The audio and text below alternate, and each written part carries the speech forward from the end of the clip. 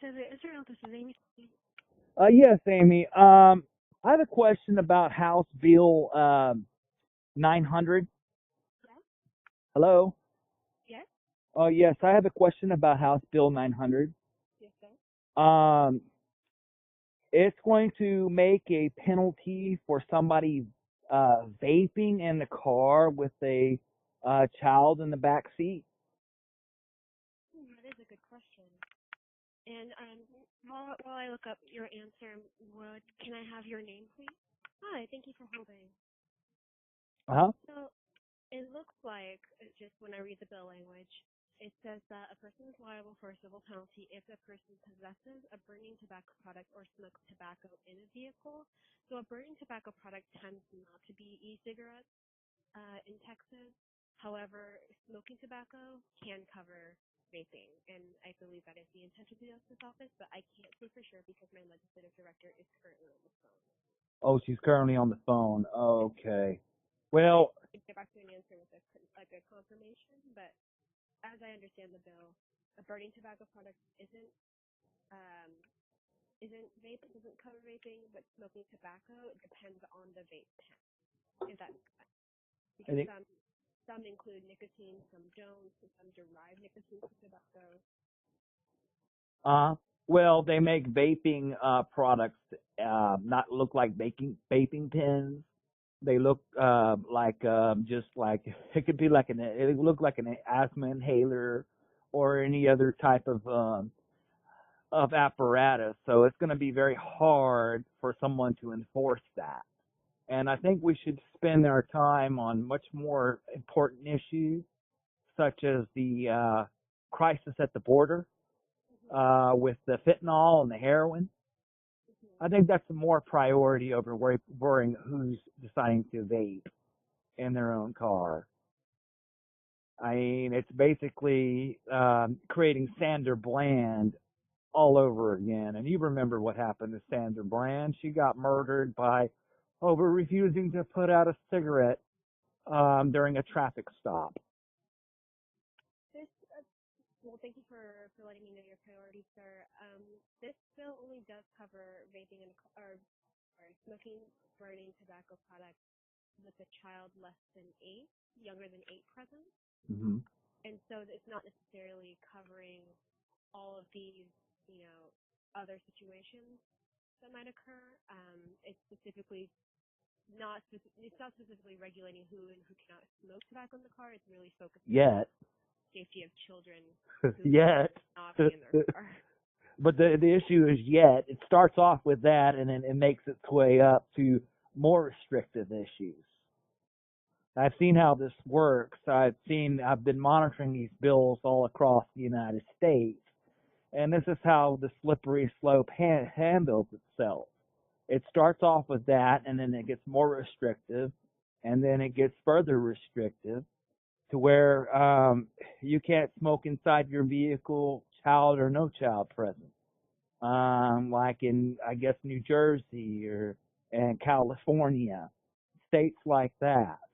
And, we have in cities, we have a texting and driving ordinance, and yet it's not enforced. And I know firsthand it's not enforced because I have counted numerous cars. I've even videoed cars from the public sidewalk driving and talking on their phones and not using hands-free devices. And a cop would be right there, no tickets issued, no traffic stop whatsoever. It's just another law on the books that, it's not going to be enforced. And it seems like it's a civil penalty. So how does that work? It's a civil penalty and it's going to go to the attorney general, and the attorney general is just going to sue them. Is that I'm so sorry. Let me just clarify. Are you asking how the civil penalty works? right? I'm asking how the enforcement mechanism works because it says a civil penalty. It doesn't mention a criminal offense. It mentions a civil penalty. They would just be associated with. They would be assessed a fine. And this is it's really trying to be more of a preventative measure. We're not wanting to make it a criminal offense, nor do we want it to put it on someone's record. And so Hmm. it's able to it's a course that's, much like, the safe driving course when you get a ticket, so you have a fee, and the first time offense is $15. It's much more educational than, at least we're trying to make it educational rather than punitive, if that makes sense. So, in other words, you're going to fine them $15 civilly. I'm not understanding how you're doing it civilly. Yeah, of course. Actually, would you mind if I put you on hold for just another second? I promise I'll come right back. Okay, sure. Just a moment. Uh-huh. Hello, this is Karen. Yes, Karen. I got transferred you by Amy, I assume. Yeah. What's going on? Well, I'm talking about HB 900, the bill that's going to supposedly fine motorists for vaping or smoking a cigarette with a child in the car. Yeah. And I'm trying to wonder, I'm just curious on the enforcement mechanism on that. It says it's a civil penalty, and it's going to be referred to the Attorney General. It mentions something about going before the Attorney General to fine the person that's doing that, alleged to be doing that, $15 for the first offense and $150 for the each other offense. So how does that work precisely if that law were to pass? Yes, so it would be a civil penalty. So the first time, let's say, and this is pretty much a very specific situation. So like I believe that Amy was saying previously, this is more of an educational mechanism more than wanting to, criminalize people or, lock people up in an already overcrowded jail system. But rather it would be when someone, if someone is already being pulled over, you can't, for one, you can't be stopped or detained by a peace officer purely for appearing to smoke a cigarette with a child present. This would be if there is another violation, another supposed violation going on in addition to this. Mm-hmm. And on the first offense, it would be $15, and then the second time it would be $150. But this could be mitigated by an educational parent education course. Mitigated, which means there would be there would be some type of mandated place that they would have to go to hear somebody tell them their opinion on vaping products. No, instead of occurring a fine, they could instead complete a class approved by a judge. Okay. Now, in turn, instead of paying a fine. Mm-hmm. Okay, and so this is only fine only offense, but the person won't be well, it won't be charged for that. For just that. Okay. Correct. My problem with that is I don't know if you're aware of James Freeman. He does a lot of First Amendment audits. Are you familiar with First Amendment audits? No, sir. YouTube, where they go around at film police stations, film city hall, film public buildings that are accessible to the public from the sidewalk or from the car when they're in their car themselves. And say this bill would give a tool to retaliate against people like Mr. Freeman. I encourage you to watch his videos. He does a lot of good First Amendment auditing. It keeps our public. Freeman, you said? Yeah, James Freeman. Yeah. Leon Valley is a good example of his recent audit activity when he went in there and he filmed public lobby and everything. Say if he's filming, watching a cop perform his official duties on the roadway, and he's traveling with his kids, the cop can actually cite him for disobeying a lawful order when that order is actually unlawful. And then because I'm just pointing him as an example. See, Okay. he has a child that's 8 years or under in the car, and he's vaping. The officer could retaliate and slap a $15 civil penalty on him if this bill would pass. If there's another offense occurring. Yeah, I mean, another offense, meaning whatever the cop decides to charge someone like Mr. Freeman with. So that's basically what this bill would do, from my understanding, if it were passed. Mm-hmm. Yes. Well, I'll also have to double check on the scope of this, if it would be relating to vaping in addition to traditional cigarettes. Well, it is. I mean, I read the bill. I mean, the bill does mention vaping. Mm-hmm. And let me ask you right now, is it a criminal offense to smoke in the car or vape in the car with a child present? No. Okay. Then why all of a sudden we're making this a big issue now when, like I said, we have other issues like fentanyl and heroin and hardcore drugs coming from our porous border that's not secure? I think that's where the legislation needs to be. It needs to be spent protecting our borders, not going after people who smoke and vape. I mean, Sure. This is one of many bills that are being filed this session, and there are all different issues. But could I get your name? And you said that you're with TAG. And I cover these issues quite a lot. This nanny state, it's like we have enough laws already that are on the books, and they're not being enforced, like our hands-free ordinance. People are going all around town. There's signs that say hands-free ordinance citywide, don't text and drive. And yet I've counted thousands of people texting and driving, and that's a fine offense, $200. No one gets pulled over and no one gets cited for it. So basically, it seems like a waste of time. I guess the people who would get cited or cited on this issue would be people like Mr. Freeman, who's the First Amendment auditor, which police officers on them. There's a lot of good police officers, but every now and then there's one that does not believe in the Constitution, does not believe in the law they're sworn to uphold, and that will retaliate against an individual because they don't like that activity that individual's doing that is allowed persuasive to the Constitution. And my biggest fear is this bill will start being used as a tool to retaliate, and then that's all good feedback, sir. Mm-hmm. And I have your information and organization down. Can I get a good contact number for you? Okay.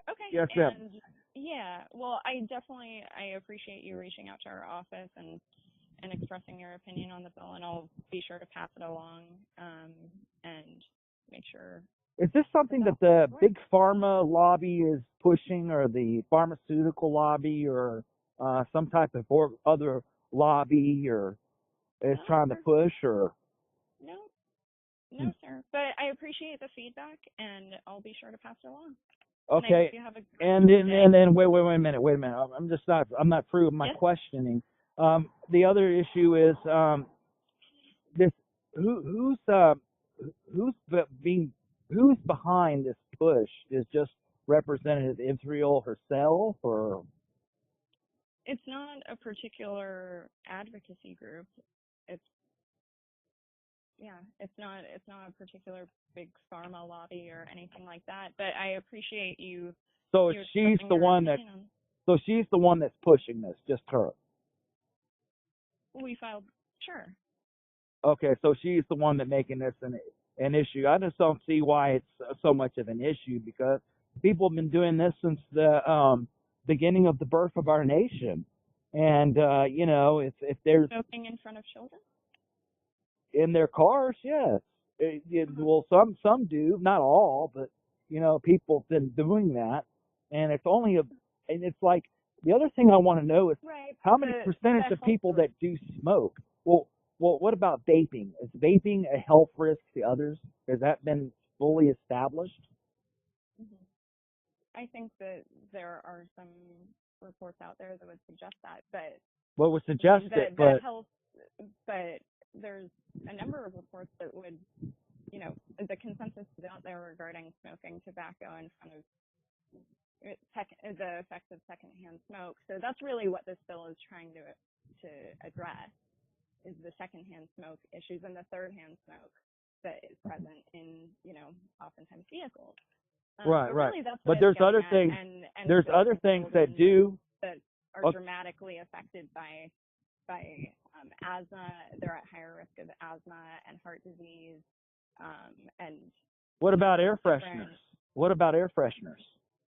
That air fresheners don't impact the thousands of particles and the toxic chemicals that are present in tobacco.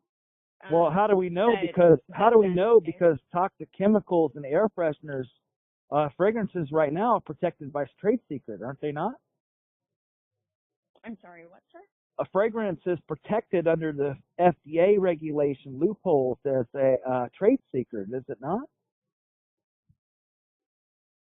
I don't understand what you're trying to What get I'm at. trying to get at is that air fresheners, especially those little trees, don't you think that those cause problems with asthma, heart disease, and everything else that tobacco would cause? Might, but the health research is out there with a single voice on the health risks that tobacco causes, and so really that's what this it is.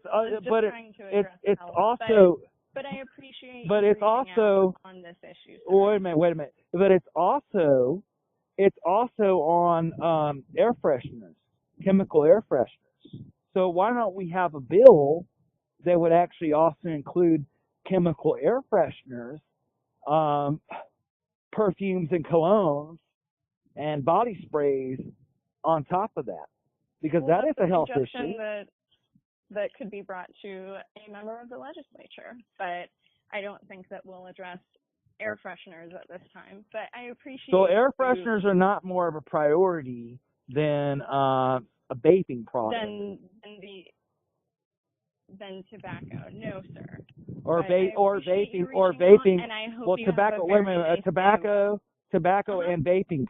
You just said tobacco, but it's and vaping products. So air fresheners. Because I want to clarify chemical air fresheners are not a priority versus tobacco and vaping products. Tobacco, correct. And vaping products, right? And vaping products. There is, and what's smoking tobacco, smoking tobacco products. Okay, so vaping. What about vaping? Vaping is more important than air fresheners. Sure. So it is more important. I don't understand, sir, but you don't understand. But where I'm coming from is vaping. Well, excuse me, but who pays your salary here? I pay your salary, right? As a taxpayer. I mean, I want to ask you these questions because I want to know these things, and I'm sure the public wants to know. And since I'm recording this phone call, the rest of the people out there want to know as well, with my organization and other organizations. So my question to you is, vaping, it seems you saying vaping is more of a priority than going after air fresheners when both are cancer-causing carcinogenic chemicals, and what you're trying to explain to me. Let me back up. Not cancer. I'd be happy to look at what the chemicals are that are in air fresheners, sir, but frankly, I don't have the time to also address that. So you don't have the time to look at that. Okay. But I appreciate. When can we look at that? when can we look at that? Because I want to see there's a parallel. Look at that in a future session, but in the future. So this session you don't want. So in other words, this session you don't care about the air freshener problem, but you care about the vaping problem and the smoking problem. Because if you're going to be if you're going to be an advocate for clean air, I would think you would have to be concerned about all three things, those things that I just mentioned, rather than just picking on people who vape. And some of that vaping products are very odorless, and they don't give out an adverse chemical. Some of them do. I'll take a look at air fresheners, Sarah. I'd be happy to, but that's all the time that I have. But I really appreciate you reaching out, and I hope that you have I'll make some more. day. I'll make some more time. I will call you back next week. Thank you. Okay, thank you.